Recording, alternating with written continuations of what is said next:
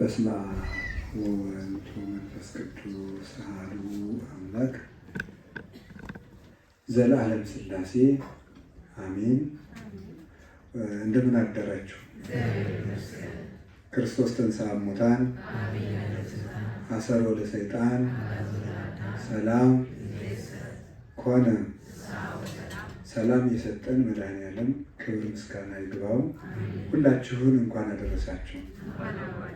እግዚአብሔር በመካከላችን ተገኝቶ እንዲያስተምረን ቅዱስ ፈቃዱ ይሁንልን። የሕግ መምህር በረከት ይሰጣል። ወደ እስቲ ሁላችሁ ድገሙ። ሶስተኛ ባሉ መዝሙር 83 ቁጥር 6 ላይ የምናገኘው የመጽሐፍ ቅዱስ ቃል ነው። ቅድም በቅዳሴ ጊዜ ዲያቆኑ በዜማ ያለልን የዕለቱ ምስባክ ነው። እስመ መምህረ ሕግ ይሁ በረከተ፣ የሕግ መምህር በረከት ይሰጣል። ወይሐውር እምኃይል ውስተ ኃይል፣ ከኃይል ወደ ኃይልም ይሸጋገራል። ወያስተርኢ አምላከ አማልክት በጽዮን፣ የመላእክት ጌታ እግዚአብሔር በጽዮን ይገለጣል ይላል። ስለ ቃሉ እግዚአብሔር ስሙ የተመሰገነ ይሁን። የሕግ መምህር ምን ይሰጣል? በረከት ይሰጣል። ይሄ ሁለት ነገሮችን ያዘለ ነው። እሱም ብቻ ነግሬያችሁ የዕለቱን ትምህርታችን እናጠቃልላለን። መላከማዊ የደብራችን አስተዳዳሪ እና የሀገረ ስብከታችን ስራ አስኪያጅ እንኳን ደህና መጡ። ከዚያ የመጀመሪያው ይህ የተነገረለት ዘሩባቤል ስለሚባል ሰው ነው። ዘሩባቤል ማለት የእስራኤል ከምርኮ በኋላ ንጉሳቸው የነበረ ሰው ነው።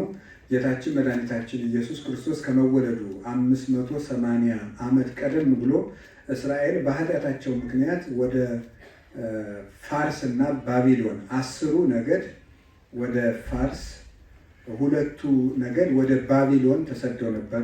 ፋርስ ማለት የዛሬዋ ኢራን ማለት ናት። ባቢሎን ደግሞ ማለት የዛሬዋ ኢራቅ ማለት ነው።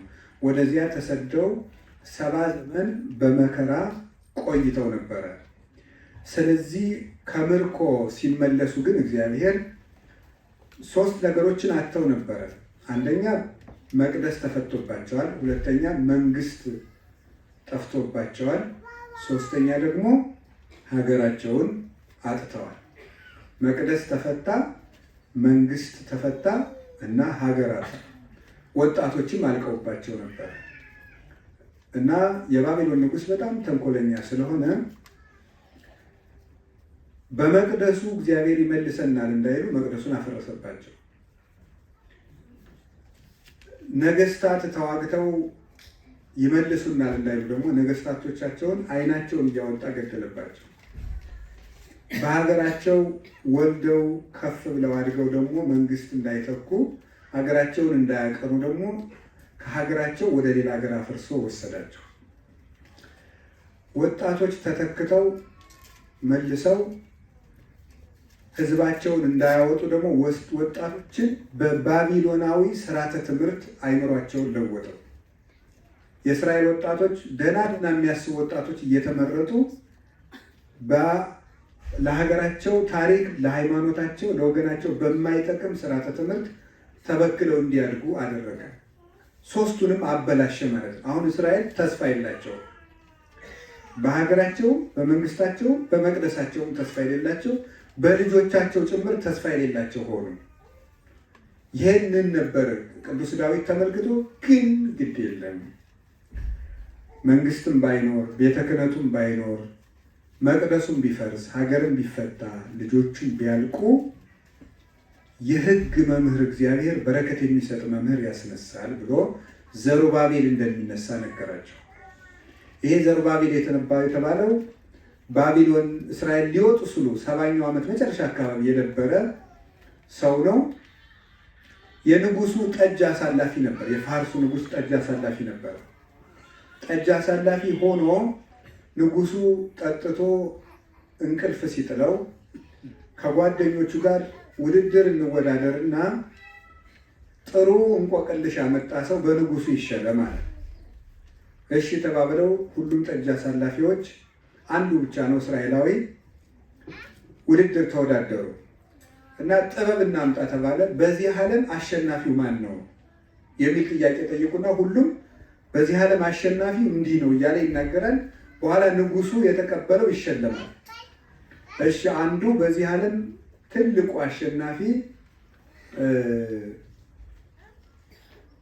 መጠጥ ነው አለ።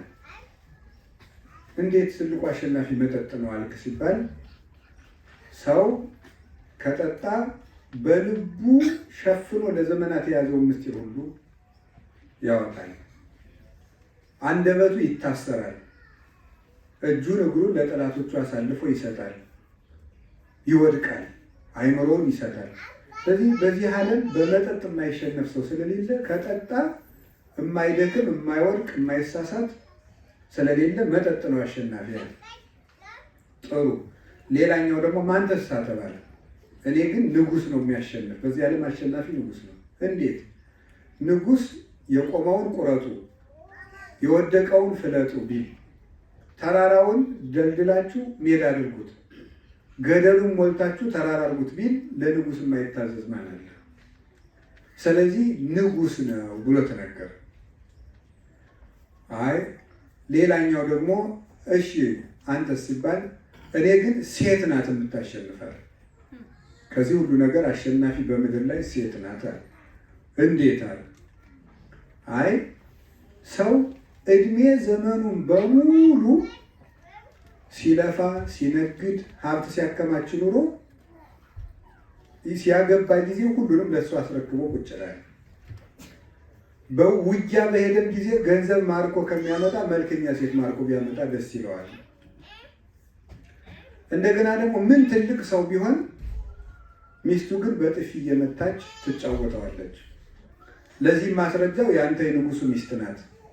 በጥፊ እየመታች ትጫወታለች። ሰው የሚሰግድልህን ዘውድህን ከራስህ አንስታ ትወስድብሃለች ለጨዋታ።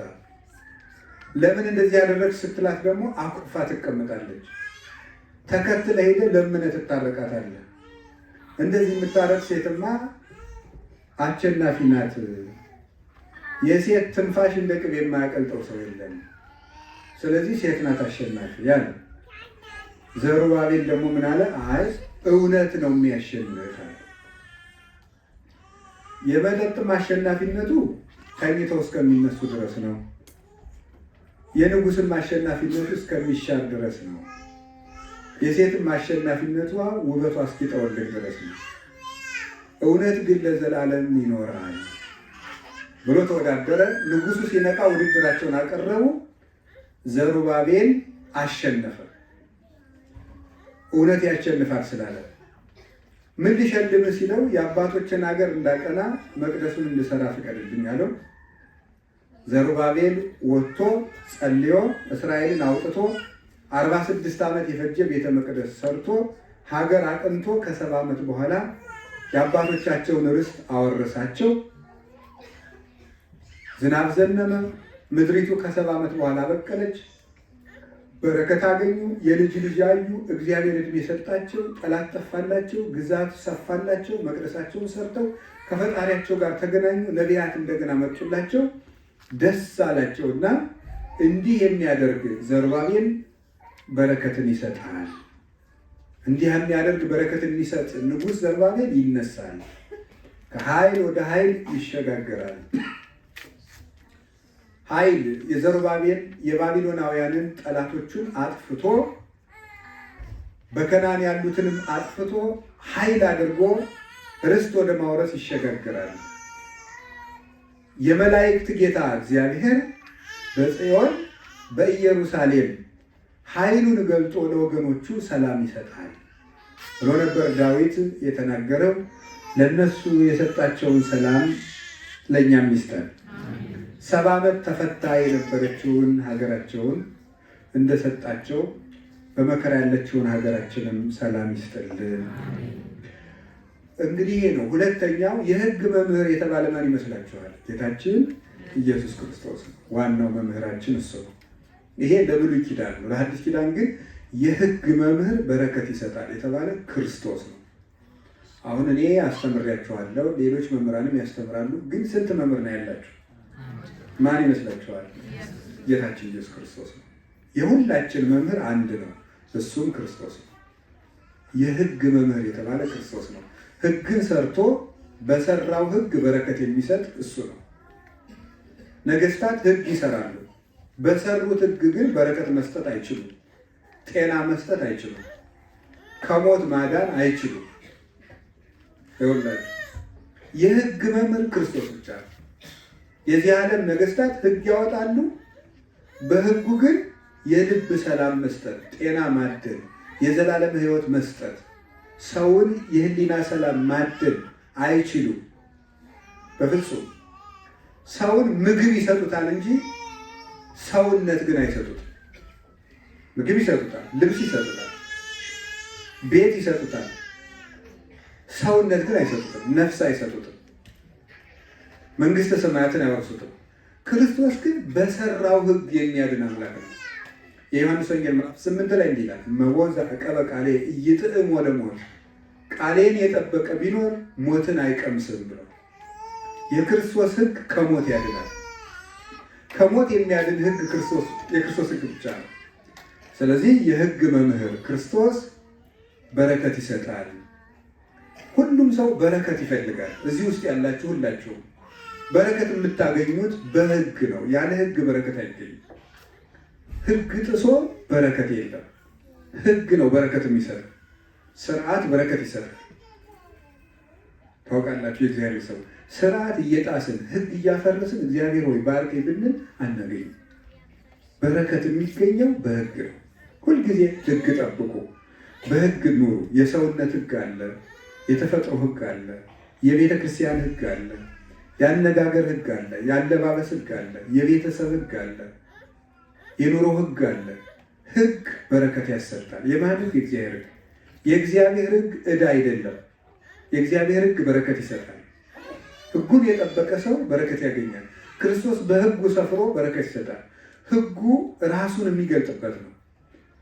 እመቦ ዘዐቀበ ቃሌ አነ ወአብን መጽእ ኀቤሁ ወንገብር ምዕራፈ ውስቴቱ። ቃሌን የጠበቀ ሰው ቢኖር እኔም አባቴን መጥተን እናድርበታለን ማረፊያም እናደርጋለን ይላል ዮሐንስ ወንጌል ምዕራፍ 14 ቁጥር 23 ጀምሮ ሲናገር፣ ቃሌን የጠበቀ ሰው ቢኖር እኔም አባቴን መጥተን እናድርበታለን ማረፊያ እናደርገዋለን። ወአርእዮ ርእሴ እኔም ራሴን እገልጥለታለሁ ይላል። አንድ ሰው እግዚአብሔርን ሕግ ሲጠብቅ አብ ወልድ መንፈስ ቅዱስ መጥቶ ከሱ ላይ ይሰፍሩበታል። ሕጉን ሲጠብቅ ቢጠይቅ ይመለስለታል፣ ቢፈልግ ያገኛል፣ ቢለምን ይሰጠዋል፣ ቢናገር ይደመጣል፣ ቢሰራ ይከናወንለታል። የእግዚአብሔር ሕግ መሪያችን ብርሃናችን ነው። ክርስቶስ በሕጉ በረከትን ይሰጣል። ጌታችን ኢየሱስ ክርስቶስ ተወልዶ በረከት ሰጥቶናል። የሕግ መምህር ክርስቶስ በረከትን ይሰጣል። ወይሐውርም ኃይል ውስተ ኃይል፣ ከኃይል ወደ ኃይልም ይሸጋገራል ይላል። የሕግ መምህር ክርስቶስ ማለት ብሉይ ኪዳንን ቀድሞ በሙሴ የሰራ ሐዲስ ኪዳንን እንደ ጌትነቱ የሰራ የሕጉ ጌታ ማለት ነው። የሕግ መምህር ማለት የሕጉ ጌታ፣ ሕጉን የሰራው፣ ሕጉን የፈጠረው፣ ለሕጉ ዋጋ የሚሰጥ፣ ሕጉን እንዲጠብቁም የሚረዳ እሱ በረከት ማደል ይቻላል። ከኃይል ወደ ኃይል ይሸጋገራል። እንዴት ነው በረከት ያገኘነው? ኤፌሶን ምዕራፍ 1 ቁጥር 5 ላይ እንዲህ ይላል፣ ይትባረክ እግዚአብሔር አቡሁ ለእግዚእነ አምላክነ ወመድኃኒነ ኢየሱስ ክርስቶስ ዘባረከነ በኩሉ በረከት መንፈሳዊት ዘበሰማያት በኢየሱስ ክርስቶስ እግዚእነ። በጌታችን በመድኃኒታችን በኢየሱስ ክርስቶስ በሰማያዊት በረከት በመንፈሳዊት በረከት የባረከን የጌታችን የመድኃኒታችን የኢየሱስ ክርስቶስ አባቱ እግዚአብሔር ይመስገን ይላል። በመንፈሳዊት በረከት ያከበረን የባረከን እግዚአብሔር ይመስገን። ምን ማለት ይመስላችኋል? እስቲ እንደው ስለ በረከት ምንድን ነው የምታስቡትና? ስለ በረከት ሲባል በዲናችሁ ነው የምታስቡት? ቤት በረከት ነው። ጤና በረከት ነው። ሀብት በረከት ነው። እውቀት በረከት ነው። ለእኛ ለክርስቲያኖች ይሄ በረከት አይደለም። ለክርስቲያኖች ይሄ አይደለም በረከት። በመንፈሳዊት በረከት የባረከን የጌታችን የኢየሱስ ክርስቶስ አባት እግዚአብሔር ይክበር ይመስገን። በምናዊት በረከት ነው ያለው? በመንፈሳዊት በረከት የባረከ። ክርስቲያኖች በደንብ ማስተዋል አለብን። በመንፈሳዊት በረከት ለክርስቲያኖች በረከት የምንለው ይሄንን ነው። የሕግ መምህር ክርስቶስ በረከት ይሰጣል። ምን አይነት በረከት ነው የሰጠን? ከኃይል ወደ ኃይል የሚሸጋገራል። ከኃይል ወደ ኃይል መጀመሪያ እንጀራ አበርክቶ አበላ። ይህ አይደለም በረከት። ከዚያ በኋላ ወደ ኃይል የተሸጋገረ ዓርብ ተሰቅሎ ደግሞ ምኑ ሰጠን? ስጋውን ሰጠን። ይሄ ነው ትክክለኛው በረከት። ያኛው መቆያ ነበረ። ደቀ መዛሙርቱን ህዝቡን እንጀራ ካበላ በኋላ ደቀ መዛሙርቱ እንዲህ ነበር ያላቸው። የማቴዎስ ወንጌል ምዕራፍ 14 ቁጥር 22 ላይ እናንተ ማዶ ተሻግራችሁ ቆዩኝ አላቸው። ህዝቡን አብልቼ እስካሰናበት እናንተ ማዶ ቆዩኝ አለ፣ አሰናብቼ እስከምሰጥ። ለምንድን ነው ማዶ ቆዩኝ ያላቸው? እናንተ እንጀራ አይደለም ዋጋችሁ፣ እኔን የመከተል ዋጋው እንጀራ አይደለም እያላቸው ማዶ ነው የእናንተ በረከት መንግስተ ሰማያት ነው እያላቸው። ለጊዜው በጀልባ ማዶ ቆዩኝ እያላቸው። ትርጉሙ ግን እናንተ ማዶ ቆዩኝ ያላቸው የእናንተ በረከት ሌላ ነው። በልቶ ተመላሽ አይደላችሁም። ልብስ በረከት አይደለም። ጤና በረከት አይደለም። እንደዚያ ከሆነ ሐዋርያት እስኪ እንደው መጽሐፍ ቅዱስ ግለጡና ከሐዋርያት መካከል ክርስቶስ ፈወሰው የተባለ አንድ ሐዋርያ ሰምታችኋል? በፍጹም የለም። ወይ ጴጥሮስን አዳነው ወይ ጳውሎስን አዳነው ሲባል ሰምታችኋል? በፍጹም አልሰማንም። ቅዱስ ጳውሎስ ሁለተኛ ቆሮንቶስ ምዕራፍ 12 ላይ እንደምናነበው ውጋትና ራስ ምታት ነበረበት፣ ከፍተኛ የሆነ ጌታዬን 3 ጊዜ ለመንኩት ፈውሰኝ ብያለሁ፣ ጸጋዬ ይበቃሃል አለኝ። ሳይፈውሰው ቀረ እኮ ቅዱስ ጳውሎስ።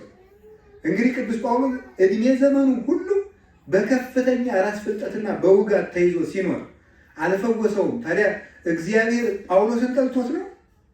አልባረከው ብሎ ነው? እግዚአብሔር የጳውሎስን ጸሎት አልሰማም? በፍጹም አይደለም። ምንም የእግዚአብሔር ቤተሰቦች ጤና ማግኘትም አለማግኘትም የመባረክም ያለመባረክም ምልክት አይደለም። ድሃ መሆንም ሀብታም መሆንም የመባረክም ያለመባረክም ምልክት አይደለም። ሰው እንደምንም ሰርቶ የሚያገኘው ነገር ነው። ተፈጥሮ ሲዛባ የምናጣው ጤና ነው። ጤና ስላጣችሁ ክርስቶስ ጸሎታችሁን አልሰማም፣ በበረከት አልጎበኛችሁም ማለት አይደለም። ስለዚህ ጳውሎስ ታዲያ ምን ሆነ? ቅዱስ ጳውሎስ እኮ ይኸውላችሁ በጨርቁ ጫፍ ነበር ድውይ የሚፈውሰው። ምን ድውይ መፈወስ ይቻላል? የጨርቁ ጫፍ ተቀዶ ሄዶ እኮ ሙት ያነሳ ነበር። እሱ ግን በሽተኛ ነበር። ጌታ ግን አልፈወሰው። ይህን ነው በረከት የሚለው ሌላ ነው። እንጀራ መብላቱን ሳይሆን ያደረገው ስጋውን ወደ መብላት ማሸጋገሩ መንፈሳዊ በረከት ነበር። ጌታችን ኢየሱስ ክርስቶስ ደዌ ፈውሶ ነበረ። ብዙ ድውያን ፈውሷል። ሽባ ተርትሯል፣ አይን አብርቷል፣ ደንቆሮ እንዲሰማ አድርጓል፣ ዲዳ አናግሯል፣ ጎባጣ አቅንቷል፣ አንካሳዎቹ እንዲሄዱ አድርጓል፣ ሙታንን አስነስቷል። ከዚያ ሁሉ በላይ ግን ነፍሳችንን በደሙ በዕለተ ዓርብ ፈውሷል። ጌታችን ኢየሱስ ክርስቶስ ያደረገው ትልቁ በረከት ይሄ ነው። የእግዚአብሔር ሰዎች ኃይል ወደ ማድረግ ተሸጋገረ። መጀመሪያ አንድ አልዓዛር የሚባል ሰው አስነሳ። የሞተ ዕለት ግን 500 ሙታንን አስነሳ። ኃይል ወደ ማድረግ ተሸጋገረ። ከዚያስ ከተነሳ በኋላስ ደግሞ ለዓለም ሁሉ ሕይወትን ይሰጣል። ሙታን ሁሉ በሱ ይነሳል። ይህ ነው ጌታችን ኢየሱስ ክርስቶስ የሰጠን በረከት። የሕግ መምህራችን የሰጠን እሱ ነው። የብሉይ ኪዳን በረከት ይላል ቅዱስ ዮሐንስ አፈወርቅ ኤፌሶን ሲተረጉም የብሉይ ኪዳን በረከት ከግብፅ መውጣት ነው። የሐዲስ ኪዳን በረከት ግን ከሲኦል መውጣት ነው አለ። የብሉይ ኪዳን በረከት ከፈርዖን እጅ ማምለጥ ነው። የሐዲስ ኪዳን ግን በረከት በጌታችን በኢየሱስ ክርስቶስ ሥጋና ደም አምኖ ተጠምቆ ቆርቦ ሕጉን ጠብቆ ከጨካኙ ጠላት ከዲያብሎስ እጅ መውጣት ነው። እምደ ጸላኢ ዘአልቦ ምሕረት ከሌለው ጠላታችን ከዲያብሎስ እጅ ያዳነን ይላል ቅዱስ ኤፍሬም በውዳሴ ማርያም። የብሉይ ኪዳን በረከት ረጅም ዘመን መኖር ነው። ለማዕቀብ ከኦሪተከ ትበል ከራሜከ ወይሰፍፍ ማይበልት ወይልከ ውስተ ማይድከ ኦሪትን ብትጠብቃት ድል ትበላለህ፣ የልጅ ልጅ አይተህ ትሞታለህ፣ እድሜህ ይረዝምልሃል፣ ወይንህ ይለመልምልሃል፣ አዝመራህ ይበዛልሃል ይላል። በሐዲስ ኪዳን ግን የልጅ ልጅ ማየት አይደለም ቁም ነገሩ፣ እድሜ መጥገብ 90 ዓመት ኑሮ መሞት አይደለም። የሐዲስ ኪዳን በረከት የዘላለም ሕይወት መውረስ ነው። አያችሁ፣ ቀድሞ 100 ዓመት የሚኖር ሰው 200 ዓመት የሚኖር 300 ዓመት የሚኖር ግን ሞት ይሽረዋል። አሁን ግን በክርስትና ያገኘነው በረከት ግን የዘላለም ሕይወት ነው። በብሉይ ኪዳን ሕግ የጠበቁ ሰዎች የሚያገኙት የተልባ እግር ልብስ፣ ነጭ ሐር ልብስ፣ ከበግ ፀጉር የተሰራ ልብስ፣ ነጭ ልብስ፣ ቀይ ልብስ ይለብሳሉ። በሐዲስ ኪዳን ያገኘነው የሕግ መምህራችን ክርስቶስ የሰጠን ግን እርቃኑን ውሎ እኛ እግዚአብሔርን እንድንለብስ አደረገ። የተጠመቃችሁ ሁሉ ክርስቶስን ለብሳችሁታል ይላል ቅዱስ ጳውሎስ። ክርስቶስን ለብሳችሁታል። ታውቃላችሁ የእግዚአብሔር ቤተሰቦች፣ ወንዶች በ40 ቀን ሴቶች በ80 ቀን ከተጠመቅን ጀምሮ ክርስቶስ ልብሳችን እንደሆነ ታውቃላችሁ። የእኛ ልብስ ክርስቶስ ነው። ይህ ትልቅ በረከት። የብሉይ ኪዳን በረከት ከነዓን የምትባል ሀገር ውስጥ ገብቶ መኖር ነው። ለዚያውም የሆነ ጊዜ ፋርስ የሚወራት፣ የሆነ ጊዜ ፍልስጤም የምትወራት፣ የሆነ ጊዜ ሶሪያ የምትወራት፣ በየጊዜው የምታሰጋ ሀገር ውስጥ መኖር ነበር የብሉይ ኪዳን በረከት። ግብፅ የምትወራት። የሐዲስ ኪዳን በረከት ግን ማንም የማይወራት ገነት ውስጥ መኖር። በረከት ማለት እሱ ነው። እግዚአብሔር ሰው መከራ መቀበል ራሱ በረከት ነው ለክርስቶስ እና በረከት ይሏቸዋል። ከክርስቶስ ጋር መኖር ነው። እግዚአብሔር ባርኮኛል። እስኪ እግዚአብሔር ሰዎች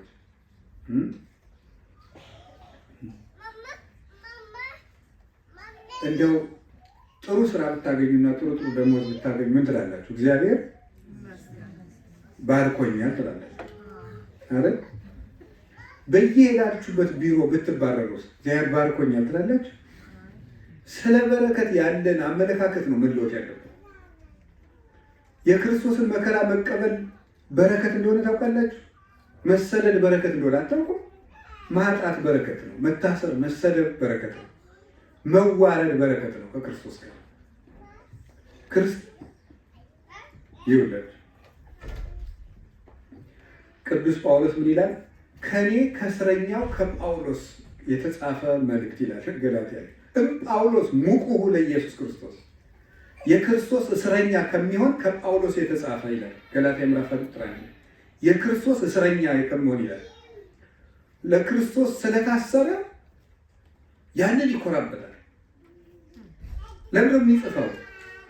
ቅዱስ ዮሐንስ አፈወርቅ ይላል በእውነት ይላል ኤልዛቤል ከለበሰቻቸው ሽቱ ከተረበረቡ የቤተ መንግስት መጎናጸፊያዎችና የወርቅ አክሊል ይልቅ ከእግዚአብሔር ጋር የተሰደደው የኤልያስ አንዲት መጠምጠሚያ ኃይል አላት ይላል። ኤልያስ አንድ መጠምጠሚያ ነበረችው፣ ዘመን ሁሉም ይለብሳል፣ የማትለወጥ። ኤልዛቤል ቤተ መንግስት ውስጥ ወርቅ ነበራት፣ የወርቅ ዘውድ፣ የወርቅ ማዕድ፣ የወርቅ ዙፋን፣ የወርቅ መጠጫ፣ የወርቅ መጋረጃ ነበራት፣ የወርቅ በትር ነበራት ከባሏ ከንጉሱ ጋር። ስትሞትሳ ያንን የወርቅ ቀሚስ በሙሉ ቅድድ አድርገው ውሻ በላት፣ ደሟን ውሻ ልሶት ቀረ። ኤልያስሳ አንድ መጠምጠሚያ ነበረችው። ከእግዚአብሔር ጋር ግን በረሃ ለበረሃ ይንከራተት ነበር። እንደ ኤልዛቤል መጋረጃ አልነበረው። እንደ ኤልዛቤል መጋረጃ የሚይዙ በግራ 7 በቀኝ 7 ሎሌ ገረድ አልነበረው። የወርቅ ቤተ መንግስት አልነበረው። ይንከራተት ነበረ። እግዚአብሔር ግን ከሞት ከፍ አደረገው። ሲሄድሳ መጎናጸፊያውን ለደቀ መዝሙሩ ለኤልሳ ወርሮለት ሄደ። በዚያ መጎናጸፊያ ምን አደረገበት? የኤልያስ የመምሪያ አምላክ ብሎ ዮርዳኖስን ሲመጣው በመምህሩ መጎናጸፊያ ተከፍሎለት ተሻገረ። አያችሁ፣ በረከት ይሄ ነው። የስደት በረከት አለ፣ የማጣት በረከት አለ፣ የመታመም በረከት አለ። አንድ አባት በበረሃ ሲኖር የሆነ ጊዜ ከህመሙ ሲድን ጌታ ኢየሱስ ክርስቶስ ምን ነው ዘነጋኝ አለ። ምን ነው ዘነጋኝ አለ? ምን ማለት ነው? ህመም ረሳኝ አላመኝ አለ ብሎ ለምንድን ነው ህመም ማትልክልኝ ብሎ ከማ አረይነ ህማመ ምስሌሁ ከማሁን ንኤር ክብረ ምስሌሁ ከእሱ ጋር በመከራ ከተባበር በክብር እንመስለዋለን ይላል። ማንን የምንመስለው? ክርስቶስ። 3-4 ልጆች ጤነኛ ልጆች ወልዳችሁ ብታሳድጉ በረከት ነው አይደለም? ነው አይደል? 3ቱም ልጆቻችሁ በአንድ ቀን ቢሞት ወይ አባ ደግሞ እንደው ለምን እንደዚህ ትላለህ ካላጣው ነገር አይደል? ግን በረከት ነው። ይሄን ታምናላችሁ? ማመን ማለት ይሄ ነው።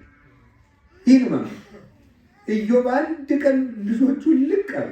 ግን ታሪክ ብቻ መተረክ ዋጋ የለው። ጉዳዩ ወደኛ ሲመጣ መቀበል ነው ክርስትና። ልጆቹ አለቁ አይደል? ከዚያ ምን አለ?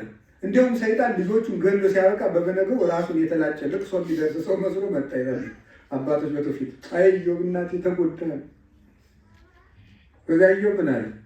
ልጆችን እኔ ፈጥሬያቸዋለሁ እንዴ? የፈጠራቸው እግዚአብሔር ነው። በገዛ ገንዘቡ ምን አገባኛል? ቢኖሩ ለእግዚአብሔር ቢኖሩ ለእግዚአብሔር። ልጆቹ ሸኝቶ ተመስገናል። ዳዊት ቤርሳቤ የምትባለው ሚስቱ ጸንሳ ሳለ ልጁ ታመመ፣ ሕፃን ነው አሉት። ጉድጓድ ቆፍሮ ልጄን አድልኝ ብሎ ጸለየ። ሞተ እኮ አሉት። አይ እንግዲህ ተመስገን ብሎ ልብሱን ለውጦ ተነሳ። ለምን አለ? እንግዲህ ማን ይሄዳለሁ እንጂ እሷ ይመጣል። ስለዚህ እግዚአብሔር ሰዎች ይህም በረከት ነው። በረከት የሚባለው ይሄ ነው። እግዚአብሔር ይባርካችሁ፣ ሁላችንንም ይባርካል። በረከት ማለት ይሄ ነው። ክፉ ሰው ውስጥ ሎ መግባት በረከት ነው። ታምናላችሁ? የእግዚአብሔር ሰው ታምናላችሁ? ዮሐንስ ሂዶ የገባው የት ነበረ? ኤፌሶን መጀመሪያ መምህር ዶ ሲሆን ምንድን ያደርግ? አንዲት ጣዖት አምላኪ ሴት ውስጥ ገብቶ ምን ነበር የሚያደርገው? ውሽባ ቤት ነበር። እንደዚያ ሙቅና ቀዝቃዛ ሻወር የላል። እንደዛ ነው። ውሽባ ቤት ይባላል። ሰው ሎሌዎችና ባሮች ናቸው ውሃ የሚያሞቁት ለነገስታቱ ለወይዛዝርቱ። ውሃ አማቂ ሆኖ ነው የተቀጠረ። የክርስቶስ ሐዋርያ እኮ ነው። ከክርስቶስ ደረት ተጠግቶ ይቀበል የነበረው። በልሂዱና ዓለምን አስተምሩ ብሎ ሰዶታልስ ሲሄድ ምን ገጠመው? ሎሌነት። አሁን እኛ ብሎ እንላለን፣ አይ ጌታዬ ምን ብለህ ነበር? የዚያን ጊዜ እንጀራ ስታበረክት ነበር፣ በባህር ላይ ስትሄድ ነበር፣ እኔን ለምን ታውቀኝ ይልን ነበር። እሱ ግን ሎሌው ነው፣ ውሃውን ያሞቃል። ያንን የመሰለ ሐዋርያ መጨረሻ ላይ አንዱ ጋኔን የንጉሱን ልጅ ገደለ፣ የንግስቲቱን ልጅ። ምን ይደረግ ተብሎ ሲጨነቅ ዮሐንስ ሄዶ አስነሳው። ሄዶ በጌታዬ በኢየሱስ ክርስቶስ ተነሳ። ከዚያ በኋላ ምን አለ? እንዴ አምላክ ነህ እንዴ አንተ አለችው። ንግስቲቱ ማለት አንተ ውሃውን ቶሎ አሙቀው ስትል የነበረች አምላክ ነህ እንዴ አንተ አለችው። ኧረ እኔ አይደለሁም የአምላክ ባሪያ ነኝ አለ። መምህር አድርጋ አንጥፋ ጎዝጉዛ አስቀመጠችው በወንበር። እሷ ዝቅ ብላ ገለገለችው። መከራ በረከት ነው። እውነትን እነግራችሁ፣ ዮሴፍ ታሰረ፣ እስራቱ ውስጥ ነግሶ ወጣ። ስንፈታ በረከት ነው፣ ስንታሰር መርገም ነው ማለት የለብንም። የእግዚአብሔር ቤተሰቦች አላችሁ። በሄዳችሁበት ሁሉ ጤና ይስጥልኝ ቢላችሁ ሰው በሄዳችሁበት ሁሉ ጤና ይስጥልኝ ቢላችሁ ሰው ወይ እግዚአብሔር እኮ ከኔ ጋር እንደው ሞገሱን ሰጥቶኛል፣ በየሄድኩበት ሰው ወደኛ ትላላችሁ አይደል? በየሄዳችሁበት ሁሉ አይ ቢላችሁ ሰው እንዳላያችሁ ቢላችሁ ይሄን በረከት ነው። ተመስገን ካላችሁት በረከት ነው። ይሄንን ወደ ምርቃት ይለውጥላችኋል እግዚአብሔር። እውነቴን እነግራችሁ፣ እንደዚህ ነው ማመን። ከቃሉ ጋር ናችሁ። ጥሩ ለሴቶች ጥሩ ባል ቢኖራችሁ እንደው የማይጨቃጨቅ አምሽቶ የማይገባ ያው ወንዶች የሚታመኑበት የማይጠጣ የማይሰክር ምናምን የማይል ገብቶ እንደ ዝንጀሮ ዝም ብሎ ጉች የማይል እንደዚህ አይነት በቃ እንደው ጥሩ ባል ቢኖር እንደዚህ አይነት ቢኖር ጥሩ ልጆች ደግሞ ቢወለዱ አባ እያሉ በሳሎኑ ወዲያ ወዲህ እያሉ ሲጫወቱ ስታዩ ደስ ይላል። ድንገት ያደግ ባል ቢሞት በረከት ነው። ይህንን ነው ማመን ማለት ነው። ጥሩ ሚስት ትኖራቸዋለች፣ እንደ እናት የምታስብ እንደ ሚስትም የምትጠግን ሰርታ የምታበላ ፊቷን አብርታ ስቃ ተቀብላ ሐዘን የምታረቅ ድካም የምታስለቅቅ በምክር የምታግዝ የምታጽናና ሚስት ቢኖር መልካም ነው አይደለም? ድንገት ሞታ ልጆቹ እናቴ የት ሄዳ ነው እያሉ ሲያስቸግሩስ እሱም በረከት ይህን ጭምር ነው ማሰብ። የእግዚአብሔር ሰው ድንገት ያልጠበቃችሁ ሲመጣ እንዳትሰበሩ ነው ይሄን የምነግራችሁ። እሱም ቢሆን በረከት ነው። ዛሬ መድኃኔዓለም የሰጠን ትልቁ በረከት ምንድነው ታውቃላችሁ? መስቀል ነው የሰጠን። 27 ነው ዛሬ 27 መድኃኔዓለም የመድኃኔዓለምነት ጌታ መስቀል ተሸክሞ ወደ ቀራንዮ ሲወጣ ስምዖን የሚባል ሰው አግዞታል። ማቴዎስ ወንጌል ምዕራፍ 27 ቁጥር 57 ላይ አገዘው ይላል። ጌታ ሰማይና ምድርን በእጁ ያጸና አምላክ ያን መስቀል መሸከም ይችላል አይችልም? ለምንድን ነው እንዲያግዘው ያደረገ? የመስቀሉን በረከት ሲያሳትፈን ነው ለኛ ማለት።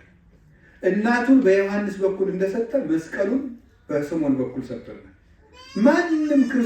ማንም ክርስቲያን ከክርስቶስ መስቀል በረከት መለየት የለበትም። ያቺ መስቀል ትደርሰናለች፣ እንሳተፋታለን። እና ከክፉ ሰው ከገጠማችሁ የመስቀል በረከት አንድ ኢትዮጵያዊ ንጉሥ ነበሩ እና ሚስታቸው መልኳ የዚያን ያህል ነው ይባላል። ሰውኛው ደግሞ ጠባዩ አይጣል ነው ይባላል። እና እንደው ንጉሥ ወይ እንደምን ምን አድርገው ቻሏት ይችን አሏት ብሏት፣ አይችማ የክርስቶስ የሰጠኝ በረከት ናት። እንዲሁ መቼም ብትከፋ ከሲኦል አትከፋም አሉ። ስለዚህ ሲኦል ከምገባ እሷን ችዬ ገነትን በወርስ ይሻላል አሉ ማለት ነው።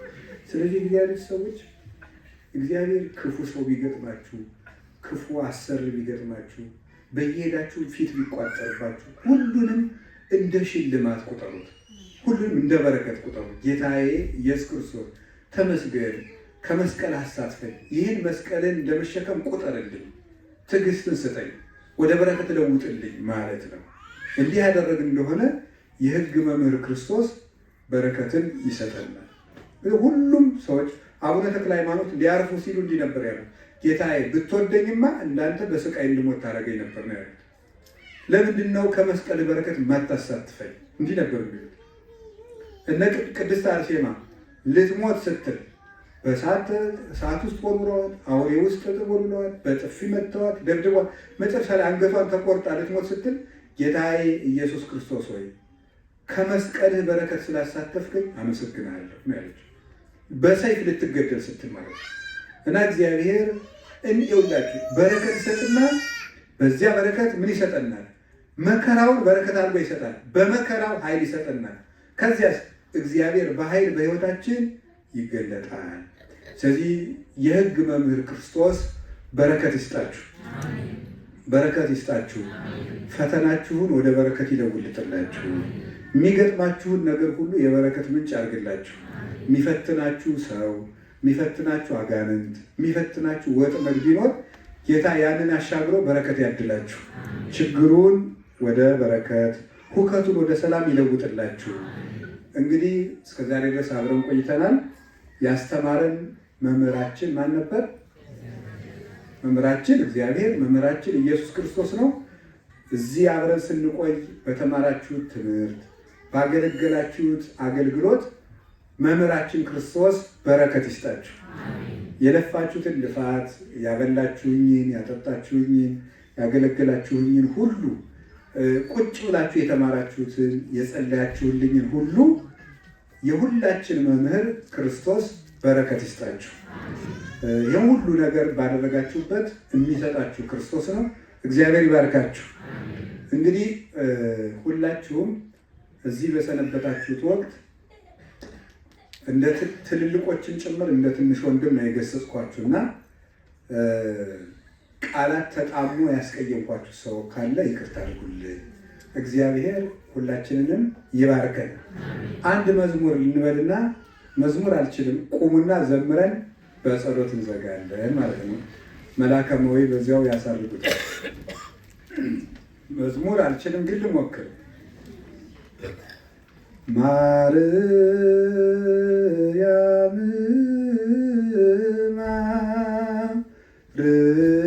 ማርያም ማርያም በሉ አብራችሁ ማርያም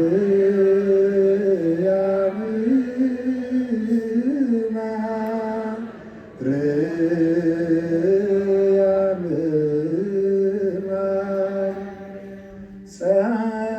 ፀሐየ ፍኖት ፀሐየ ፍኖት ማርያም ፀሐየ ፍኖት ፀሐየ ፍኖት